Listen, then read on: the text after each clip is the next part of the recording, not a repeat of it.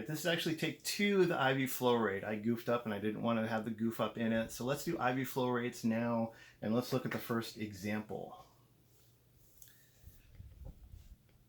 A physician prescribes 1 liter of D20W to be administered over 8 hours using an infusion kit with a drop factor of 10 drops per milliliter. What will be the number of drops per minute?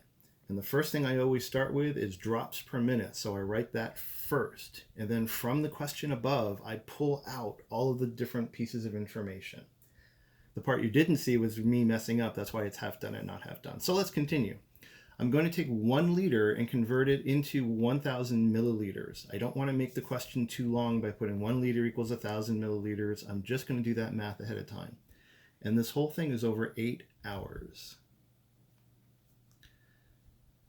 The equation, the question also gives us 10 drops per 1 milliliter, and we can cancel out milliliters now. So we're left with drops over 8 hours.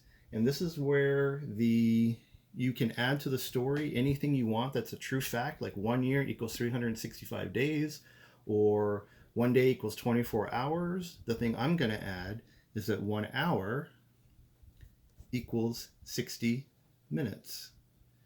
And then our hours cancel out. What we're left with is drops per minute. And now that everything is canceled and our equation is set, we just multiply across and we end up with 1,000 times 10, which of course is 10,000, over 8 times 60, or 8 times 6 is 48. Add a 0, we have 480. And 1,000 divided by 480 equals 20.8, or let's call it 21 drops per minute. And there's our answer. All right, let's go to the second example of IV flow rates. A physician prescribes 1,000 milliliters of lactated Ringer solution to be infused over 8 hours using a drop factor of 20 drops per milliliter. How many drops per minute will the patient receive? Well, I like this because right away it tells us what we're looking for. And then from the story, we just keep building from what the doctor's already given us. They gave us 1,000 milliliters over the course of 8 hours once again.